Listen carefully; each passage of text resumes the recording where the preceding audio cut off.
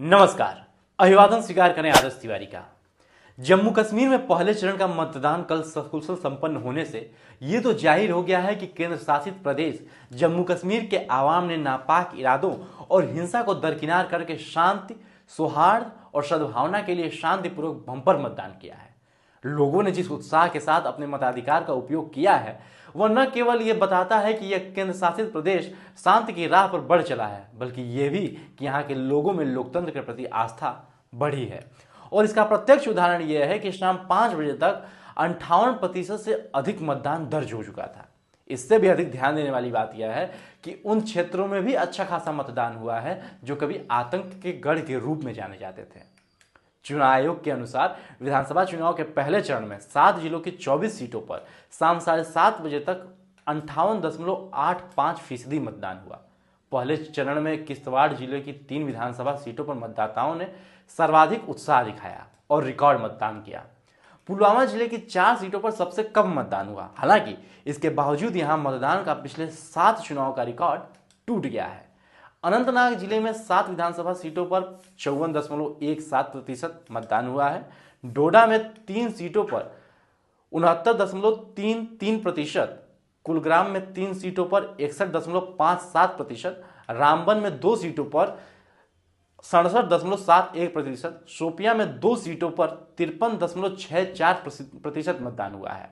महत्वपूर्ण केवल ये नहीं है कि लोगों ने बढ़ चढ़कर मतदान में भाग लिया है, बल्कि यह भी है कि बड़ी संख्या में निर्दलीय प्रत्याशी चुनाव मैदान में उतरे हैं। इनमें वे भी हैं जो पहले कभी आतंकवाद और अलगाववाद के समर्थक थे तथा पाकिस्तान की राग अलापते थे। स्पष्ट है कि जम्मू कश्मीर की चुनाव प्रक्रिया पाकिस्तान के नापाक इरादों पर पानी फेरने और उसे इस दुष्प्रचार से वंचित करने वाली है कि इस भारतीय भूभाग में लोकतंत्र की अनदेखी हो रही है। वास्तव में लोकतंत्र का दमन तो उसके कब्जे वाले जम्मू कश्मीर में हो रहा है। बहरहाल, चूंकि कश्मीर में 10 साल बाद विधानसभा चुनाव हो रहे हैं और ये ऐसे चुनाव हैं जो अनुच्छेद 370 और 35A हटने के बाद हो रहे हैं, इसलिए उन पर देश ही नहीं दुनिया की भी नजर होना स्वाभाविक है।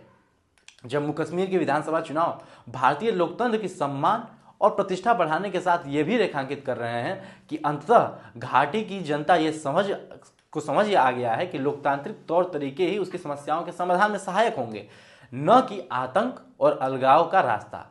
अभी यह कहना कठिन है कि जम्मू कश्मीर की जनता सत्ता की किसको बागडोर सौंपेगी, लेकिन भावी सरकार को इसका आभास होना चाहिए कि लोग अपनी किन समस्याओं के समाधान की आस में लोकतांत्रिक प्रक्रिया में भागीदारी कर रहे हैं। वहां की समस्याओं को लेकर केंद्र सरकार को भी सजग रहना होगा।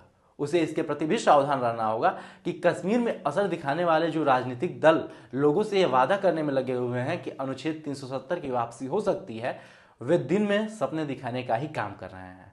ऐसे दलों से घाटी की जनता को भी सतर्क रहने की आवश्यकता है, क्योंकि इस विभाजनकारी और भेदभावपूर्ण अनुच्छेद की वापसी अब संभव नहीं है। यह सही है कि स्थितियां अनुकूल होते ही जम्मू कश्मीर को राज्य का दर्जा बहाल होना चाहिए, लेकिन स्थितियों के समान होने की पुष्टि तभी होगी जब जम्मू कश्मीर के कश्मीरी पंडितों की घर वापसी होगी। इसी के साथ मुझे दीजिए इजाजत। यदि आप इस वीडियो को YouTube पे देख रहे हैं तो चैनल को अभी सब्सक्राइब करें और Facebook पे देख रहे हैं तो पेज को तुरंत फॉलो करें। धन्यवाद।